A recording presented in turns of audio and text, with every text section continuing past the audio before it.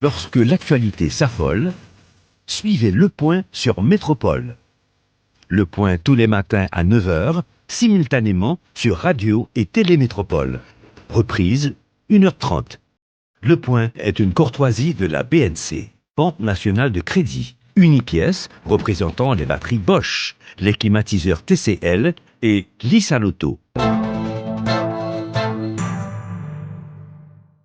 Madame, Monsieur, bonjour. Bienvenue à la rubrique Le Point de Radio et Télémétropole. Merci de votre fidélité, merci de l'intérêt.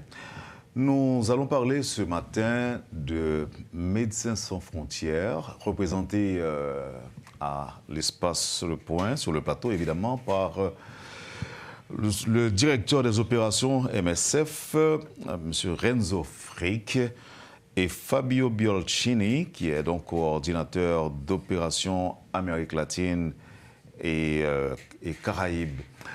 Ils sont avec nous dans le contexte de la fermeture du centre d'urgence de Turgeot, entre autres.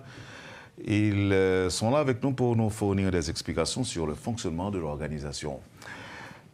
C'est un plaisir pour nous, à Métropole, de les accueillir. D'abord, Monsieur Frick, vous êtes directeur des opérations MSF. Bonjour et bienvenue à Métropole. Bonjour, merci beaucoup Monsieur Théodore, merci pour l'invitation. Monsieur Biolcini, vous êtes coordinateur d'opérations Amérique latine et Caraïbes. Bienvenue à Métropole, bonjour. Merci beaucoup, bonjour. Est-ce que vous voulez bien partager avec nous le sentiment que vous avez éprouvé ce matin en faisant l'expérience de prendre le chemin de Métropole, alors qu'il y a des menaces des gangs proférées contre, je dirais, la police nationale, soulignant leur volonté de transformer les rues de la capitale en théâtre, en champ de guerre. Vous avez quand même pris la route pour venir. Qu'est-ce que vous avez éprouvé? Quel sentiment vous avez éprouvé en venant ici ce matin? Alors, en effet, là, on a constaté que la ville est plus calme que d'habitude.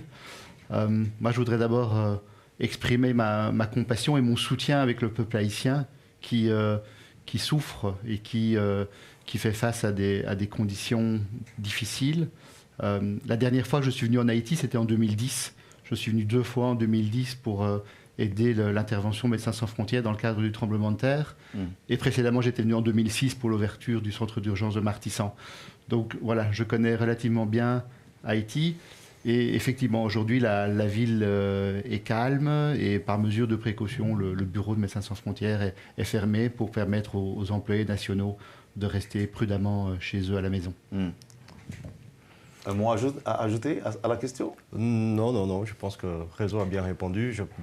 Peut-être que ce que je peux dire, c'est que voilà, nous, en tant que Médecins sans frontières, nous sommes aussi habitués à travailler dans les zones difficiles, dans les zones des conflits, et on prend toutes les mesures pour qu'on soit... En circulant à bord d'un véhicule Médecins sans frontières, jusqu'où vous vous sentez protégé?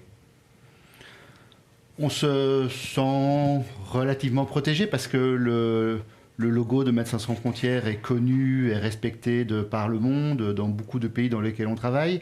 Mais ce logo d'une personne habillée en rouge, d'un médecin habillé en rouge qui court, n'est malheureusement pas non plus une défense absolue. Le 15 mars dernier, un convoi de véhicules identifiés Médecins sans frontières a été la victime de cibles, d'une quinzaine d'impacts de balles. Et donc malheureusement, ce logo ne nous rend pas immunes de la violence. Après, vous avez dû abandonner votre site de Turgeot. Ouais, je pense que pour compléter ce que Renzo, mon collègue, est en train de dire, c'est que je pense qu'on perd de plus en plus ce qu'on appelle le espace humanitaire. Non? Même si le logo MSF et nos activités, c'est ça qui nous a toujours protégés sur plusieurs contextes, on voit cette réduction de cet espace humanitaire, le respect aux activités médicales, aux ambulances, aux patients et au personnel de santé. Et nous trouvons que ça, c'est une tendance assez préoccupante. Le cas de Turgeot est est liée aussi à ça. Donc, comme vous le savez, on avait suspendu ces activités de centre d'urgence de Tojo le 15 mars, après cet incident très sérieux qui s'est passé avec un convoi de Médecins sans frontières. Nous avions l'intention de le rouvrir une fois les conditions de sécurité étaient en place. Mais comme on le sait tous, aujourd'hui, Tojo est devenu un champ de bataille. Donc on a de plus en plus de combats qui se passent vraiment trop proches du centre d'urgence. C'est qu'on ne pourrait pas garantir la sécurité de notre staff, de nos patients. Nous avons même commencé à entamer une étude de faisabilité pour mettre en place ce qu'on appelle la protection balistique sur le bâtiment cet édifice de Tojo. Très malheureusement, la conclusion, c'est que pour mettre en place cette protection balistique, la structure du bâtiment ne pourrait pas résister à un séisme. Et donc on a été obligé à prendre cette décision difficile et douloureuse de fermer définitivement ces centres d'urgence. OK. On va un peu plus tard revenir sur la fermeture de ces centres. Mais est-ce que vous savez que le fonctionnement de Médecins sans frontières est souvent très critiqué par rapport à l'accueil que vous offrez, en fait, qui est fait aux bandits. Vous recevez les bandits, vous leur prodiguez des soins très souvent. Or, vous êtes parfois victime aussi des bandits. On a même soutenu, vous me direz si c'est vrai ou faux, on a même dit que si un bandit est soigné chez vous, la police ne peut pas venir, même accompagnée d'un juge de paix, ne pourra pas venir procéder à son arrestation. Est-ce que c'est vrai, ça? Si je peux répondre à cette dernière question, d'abord, c'est faux. La police, avec un juge de paix, peut venir à l'hôpital MSF et chercher quelqu'un qui est cherché par la justice. Ça, c'est clair, c'est la loi haïtienne et on respecte les lois de tous les pays où on travaille. Donc, c'est important de clarifier ces points. Nous, en tant que Médecins sans frontières, également toute la communauté humanitaire, on a un principe d'indépendance et de neutralité. Donc, pour nous, un patient, c'est un patient. On ne regarde pas la pièce d'identité, on ne regarde pas si cette personne appartient à un côté A ou B d'un conflit. On ne demande pas si cette personne appartient à un parti politique A ou B. Nous sommes là pour offrir des soins de santé pour ceux qui ont besoin de soins de santé. Donc la collaboration avec les gangs, si je peux le dire ainsi, ne se limite qu'à ça, prodiguer des soins. On n'a pas une collaboration avec coopération, on dira, ou bien? Non, nous avons une acceptation de notre présence. Ça, c'est très différent. Et normalement, nous avons cette acceptation parce que nous sommes dans les zones qui sont desservies par des systèmes de santé et nous sommes là, présents, en train d'offrir à la population générale des zones qui sont enclavées avec une population très grande, très nombreuse, qui n'ont pas accès aux soins de santé. Et on est là pour eux.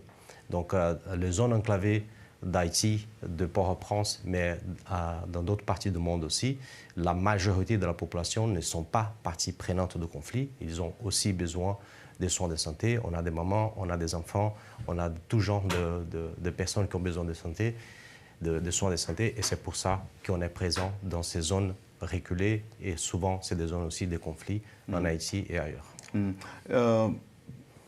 Comment vous arrivez quand même à fonctionner? Enfin, jusqu'où vous tenez? Je veux dire, parce que quand même, vous avez travaillé pendant un certain temps au centre d'urgence, et c'est quand vous réalisez que c'est devenu intenable, et que vous avez jugé bon de partir, de fermer boutique, je dirais, et de chercher un autre espace pour fonctionner. Oui, justement, on cherche un espace où on peut travailler en sécurité. Non, malheureusement, avec la ligne de front au niveau de Tojo, qui est vraiment très proche de l'hôpital ou de centre d'urgence, pour nous, c'est impossible de nous rendre nous-mêmes à l'hôpital. Donc, on a le risque de tirs croisés et même le risque d'avoir l'hôpital ou les centres d'urgence fermés plusieurs fois dans la semaine, lors qu'il y a des combats. Donc pour nous, on ne cherche pas à être sous la ligne de front, on cherche à être loin de la ligne de front, bien évidemment, mais qui puisse servir la population en toute sécurité. Aujourd'hui, on est à combien de centres fermés dans la région métropolitaine pour cause d'insécurité? Martissan, je sais que c'est fermé depuis depuis 4 ans. Depuis 4 ans déjà. Et récemment, c'est Turgeot, c'était le principal centre d'urgence. Nous avons plusieurs centres d'urgence en capitale. Donc, nous avons aussi un centre d'urgence à Cité-Soleil. Nous avons un hôpital de trauma et brûlé au niveau de Tabar. Nous avons aussi des activités de cliniques mobiles dans plusieurs quartiers de la ville. Nous appuyons aussi une maternité de MSPP, tout ça à Port-au-Prince. Nous avions aussi un hôpital à Carrefour qui est aussi suspendu. Donc, couramment, nous avons le centre d'urgence de Turgeot qui est fermé malheureusement définitivement, mais on cherche un autre endroit, comme nous avons mentionné. Nous avons aussi l'hôpital de Carrefour qui est suspendu depuis le mois d'avril, justement parce que nous n'avons pas toutes les garanties de sécurité pour accéder à la ville de Carrefour. Nous voulons redémarrer nos activités à Carrefour et aussi à Port-au-Prince, parce que nous avons les ressources, nous avons la volonté et le savoir-faire. Par contre, on ne va pas le faire sans avoir le minimum de garanties de sécurité. Là, on est à combien fermé?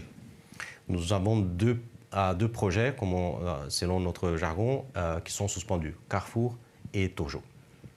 Ouais. Actuellement. À Cité-Soleil, ça tient encore? Oui. Ça tient encore. Oui. OK. Donc, au total, on a combien de centres qui fonctionnent? Alors, nous avons actuellement 6 activités, on va dire, parce que nous avons des centres qui sont, on va dire, 100% opérés par MSF, mais nous avons aussi des activités qui sont de support au centre de MSPP.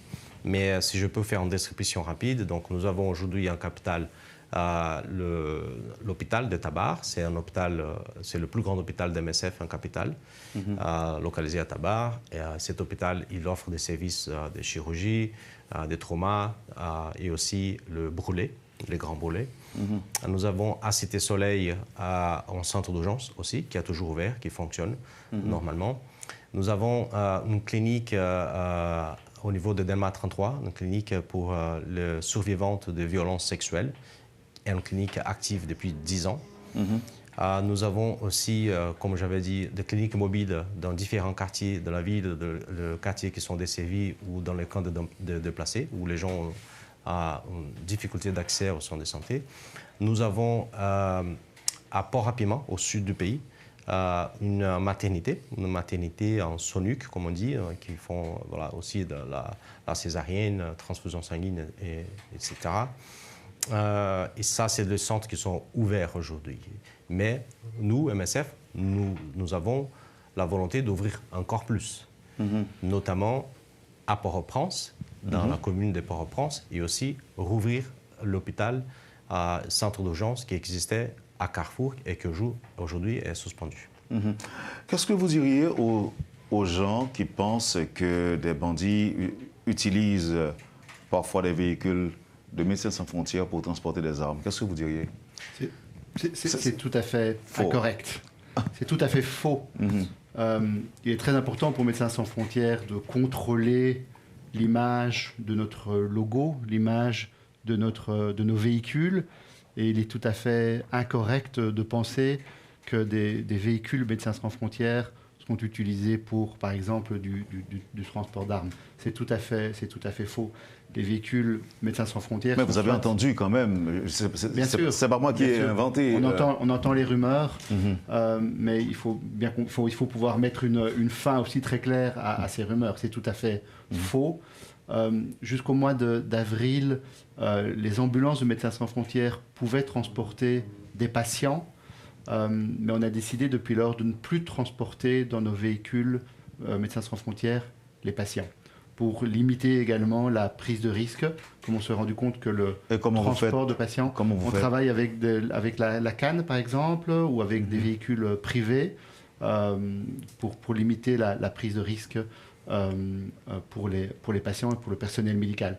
Il faut vraiment bien comprendre que par rapport aux questions que la population se pose ou que vous posez par rapport à cette association qui se fait parfois entre Médecins sans frontières et les groupes armés, il faut comprendre qu'un des principes qui régit les organisations humanitaires, les ONG et Médecins sans frontières en particulier, c'est ce qu'on appelle l'impartialité.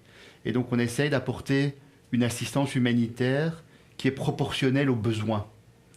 Et aujourd'hui, je pense qu'il est important de dire que les besoins humanitaires sont importants dans le centre-ville de Port-au-Prince, mais ces besoins humanitaires sont encore plus importants dans d'autres quartiers de la ville où les conditions d'accès aux soins de santé sont très très très difficiles. Et c'est pour ça que Médecins sans frontières essaye de balancer les différentes activités dans les différents quartiers de la ville. OK. Et donc, les gens doivent se mettre en tête que ces genres de rumeurs sont plutôt de nature à nuire à votre fonctionnement. Je pense que Médecins sans frontières, comme tout le monde aujourd'hui, comme toutes les organisations, sont victimes de cette ère de fake news. Non? Je pense que ça, c'est un nouveau phénomène dont nous sommes victimes aussi. MSF est une organisation internationale qui existe et travaille dans plus de 60 pays du monde. On a 70 000 employés qui travaillent partout dans le monde. C'est une organisation très sérieuse, une des plus grandes organisations humanitaires de la planète. Donc, évidemment que nous n'avons aucun intérêt de trafiquer d'armes ou quoi qu'il soit. Ça ne fait pas partie de notre métier. Notre métier, c'est de prendre soin des santé des gens qui ont plus besoin. Et c'est ça qu'on fait. Et on amène ce travail de manière très sérieuse.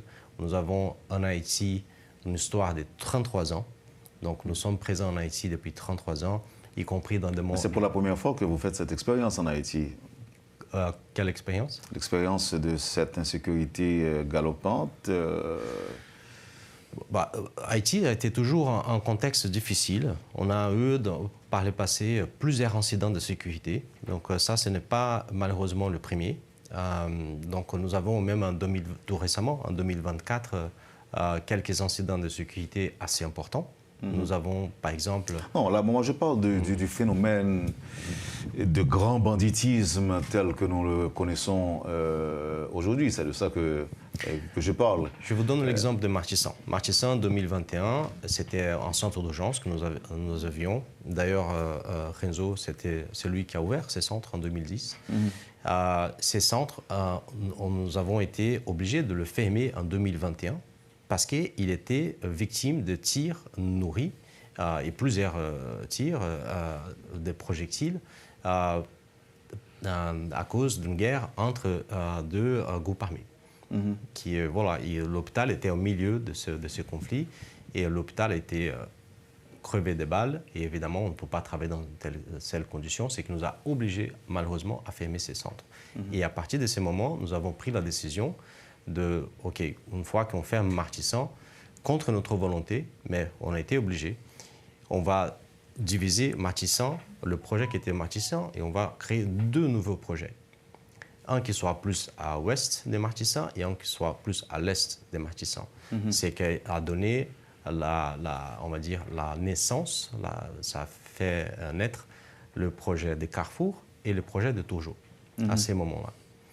À cette époque, Carrefour était toujours une zone contrôlée par la PNH quand on a ouvert le projet, quand on a conçu ou quand on a ouvert. Et encore une fois, nous sommes insérés dans le contexte haïtien et nous sommes aussi, disons, victimes d'un changement de contexte dont on ne contrôle pas. Donc, on essaie de tout faire pour offrir des soins de santé pour toute la population haïtienne, pour ceux qui ont plus de besoins, peu importe d'où ils viennent, mais ceux qui ont plus de besoins, c'est notre patientèle. Là, nous avons 3 centres suspendus, Carrefour, Martissan et Tojo, c'est pas 2. Martissan n'est pas suspendu, il était déjà fermé définitivement depuis 2021. C'est pour ça que... c'est fermé, et les autres sont suspendus puisque vous êtes en attente de pouvoir... Le Carrefour, il reste suspendu. Turgeau, nous avons pris récemment, il était suspendu, mais nous avons pris la décision récemment de le fermer définitivement. Par contre, on cherche justement un autre endroit pour...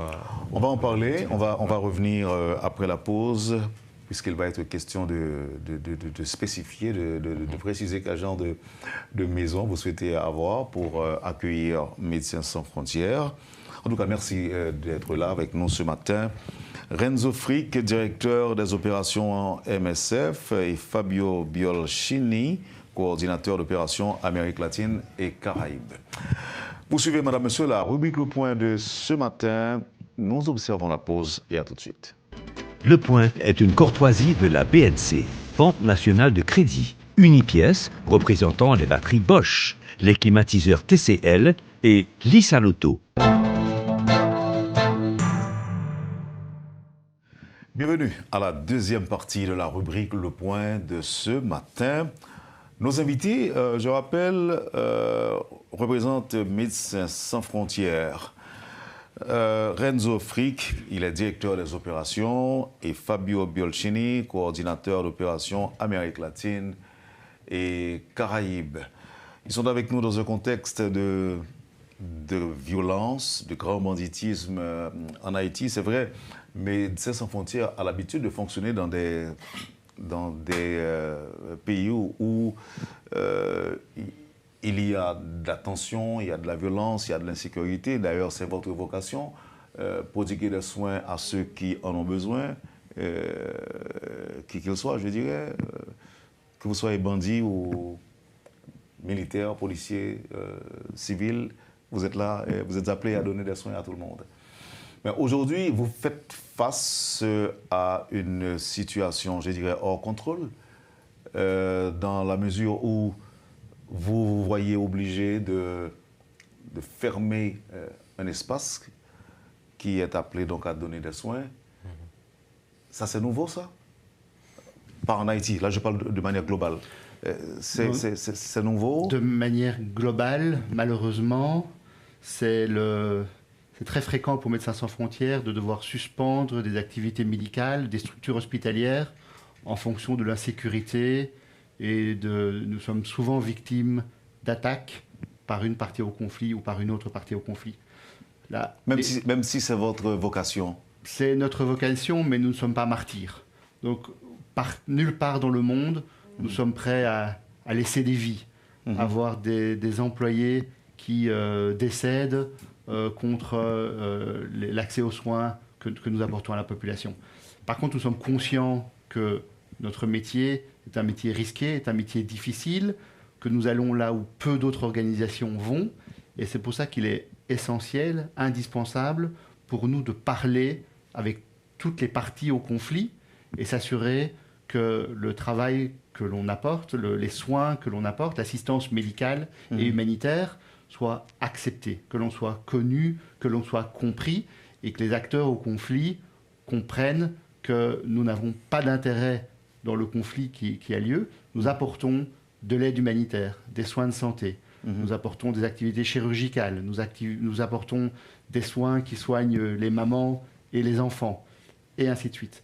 Et par contre, à partir du moment où nous sommes ciblés de manière volontaire par une partie ou par l'autre, souvent on se retrouve dans l'obligation de suspendre les activités et renégocier nos conditions de travail.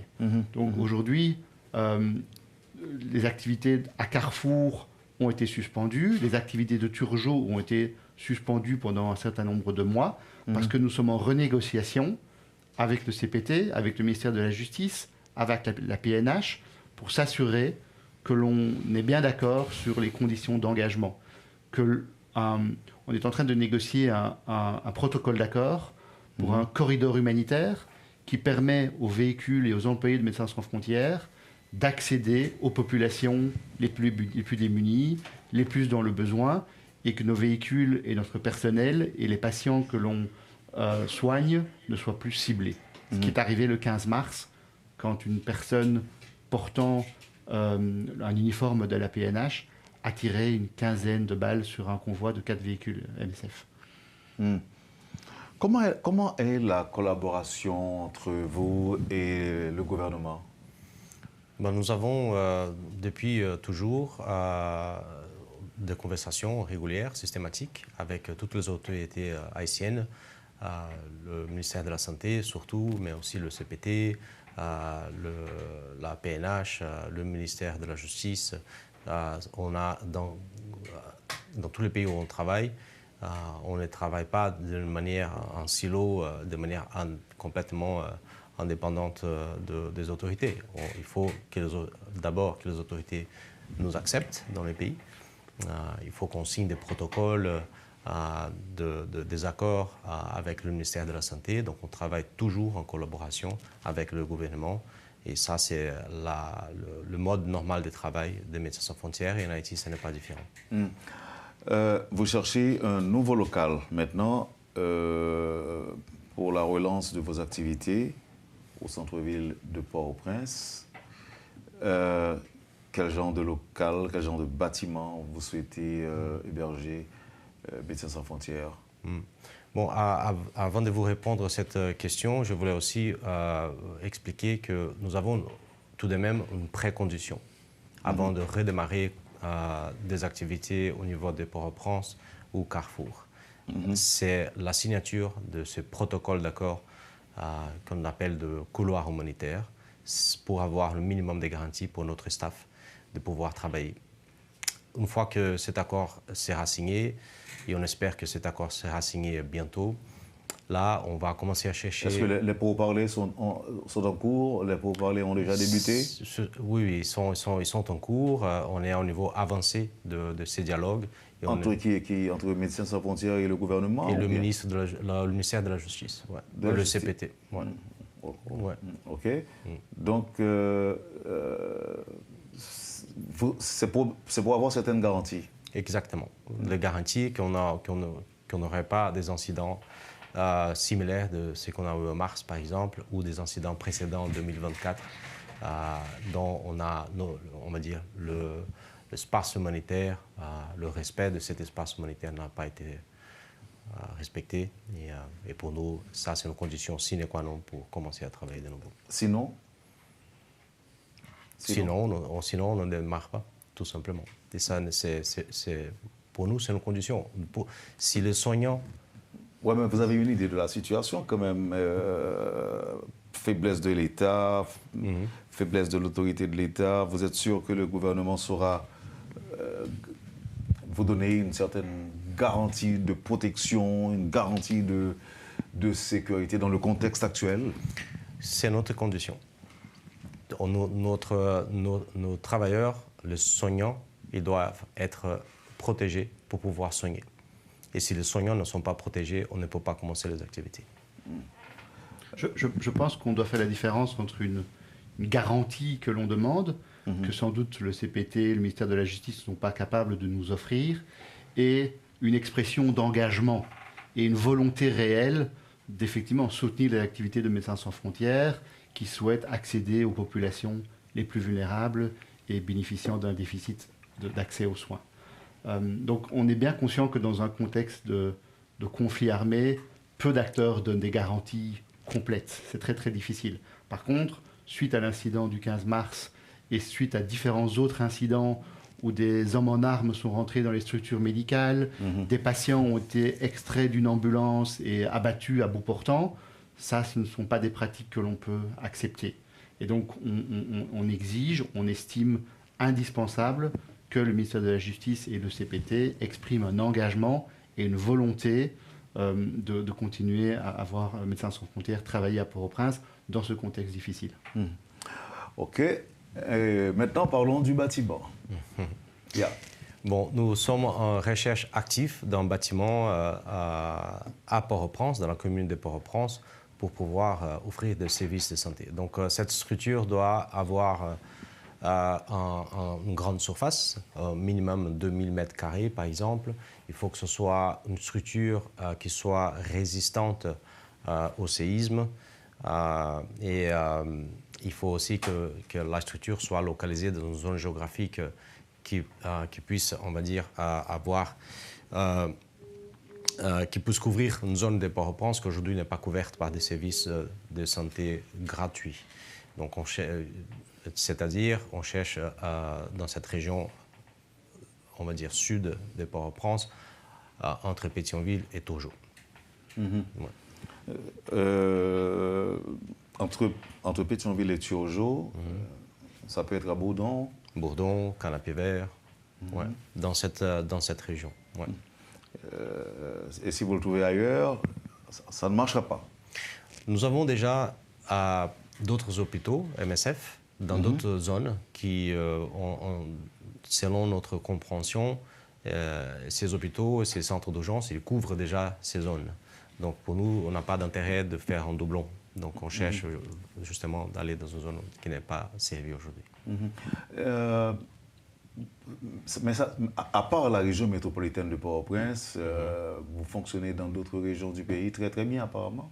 Oui, nous avons un projet à Port-Rapiment, au sud du pays, qui fonctionne bien. Ce projet, il fonctionne normalement, il est opérationnel, il n'a pas été suspendu, vu que les conditions de sécurité au sud du pays sont quand même meilleures qu'à Port-au-Prince. Donc oui, c'est le projet qu'on a en dehors de la capitale. Mais il n'y a rien, par exemple, dans l'Artibonite. Nous avons, couramment non. Nous n'avons pas l'Artibonite, mais nous avons déjà une présence assez importante de Médecins sans frontières dans le pays, avec au moins 7 projets.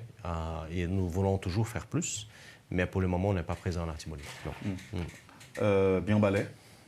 Mirbalais non plus. Donc la concentration de nos projets sont Port-au-Prince, zone métropolitaine de Port-au-Prince et Port-Rapiment. Ah, il y a un intéressé qui vous fait dire si vous trouvez quelque chose à la lue, oh la lue.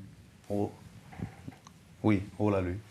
Bon, nous sommes en fait, nous sommes en train de... Vous avez prévenu quand même. Hein, non, mais et c'est très bien. Nous avons reçu en fait plusieurs offres et plusieurs, on va dire, personnes qui nous ont cherché pour montrer voilà, des édifices potentiels. Nous sommes en dialogue avec le MSPP aussi, qui est en train de nous aider avec cette recherche. Nous sommes nous-mêmes engagés auprès de plusieurs propriétaires.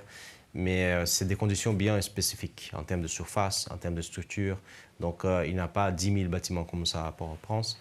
Donc, voilà. Mais c'est une recherche bien technique et on est sur cette démarche. Est-ce que vous allez pouvoir trouver exactement ce qu'il vous faut quand on sait que pour accueillir l'hôpital général, les gens ont dû déployer toutes les heures de la Saint-Jean pour finalement trouver un espace convenable? Ça ne va pas être difficile pour vous?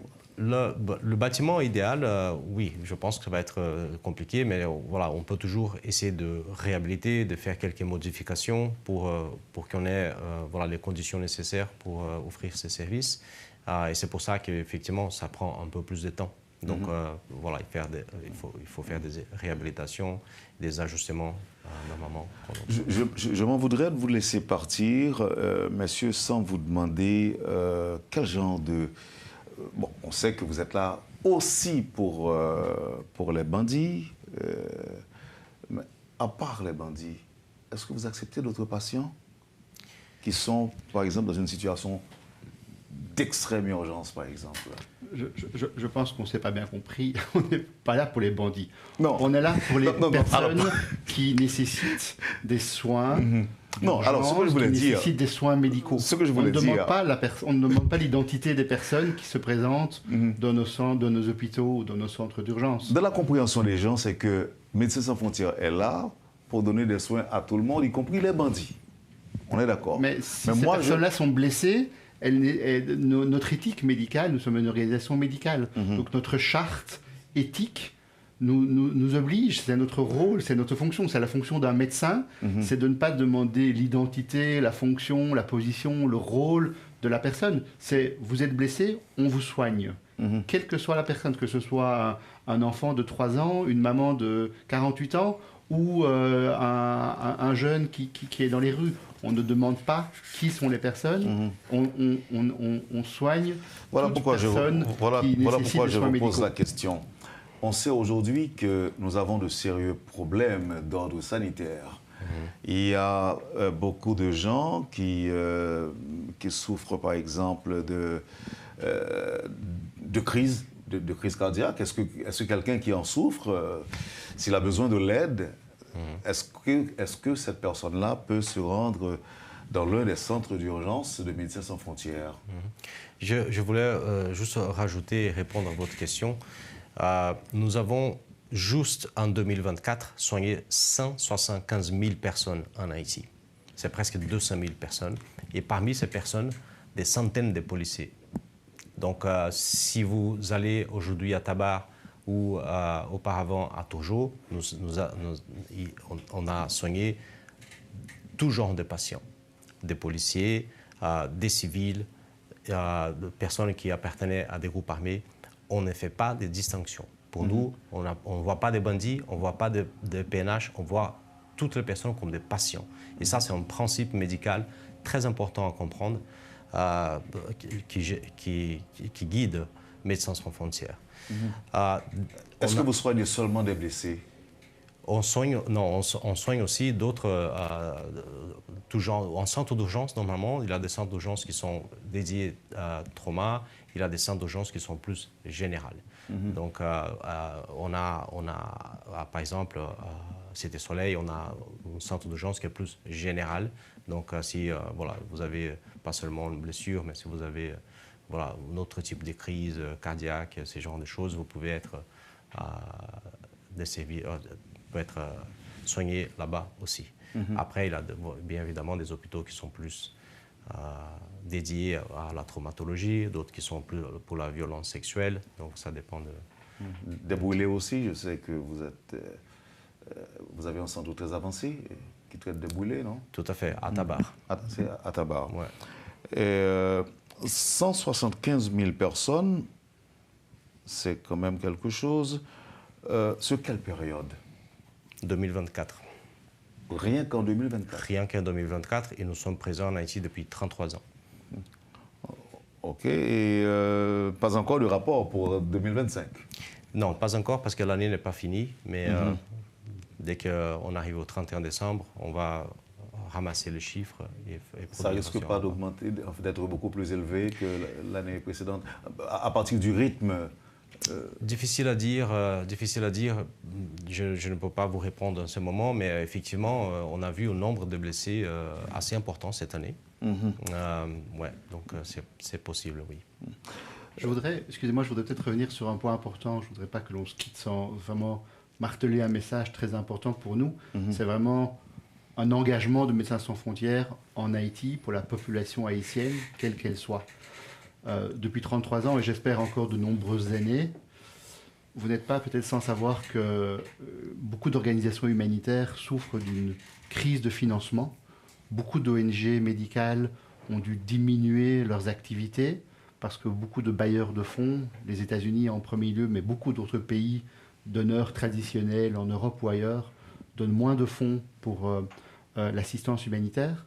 Mais heureusement, Médecins sans frontières n'est pas directement affecté par cette crise parce que 99% de notre financement provient de personnes privées, de monsieur et madame tout le monde dans tous les pays du monde qui permettent à Médecins sans frontières de réaliser ces activités.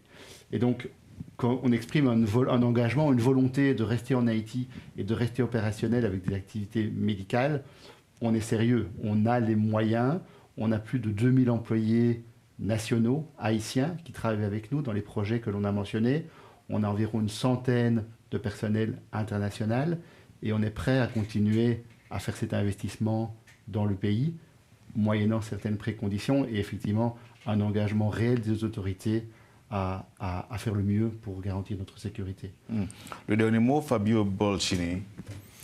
Non, je voulais vous remercier pour l'opportunité et dire que MSF est là pour toute la population haïtienne. Nous sommes engagés à rester dans le pays et travailler à côté de tous les Haïtiens. Mais pour cela, il faut qu'on soit aussi, qu'on ait le minimum de conditions de sécurité pour le faire. On a l'envie, on a les ressources et le savoir-faire et on compte sur toutes les autorités pour avoir ces garanties pour qu'on puisse commencer à travailler de nouveau. Merci beaucoup.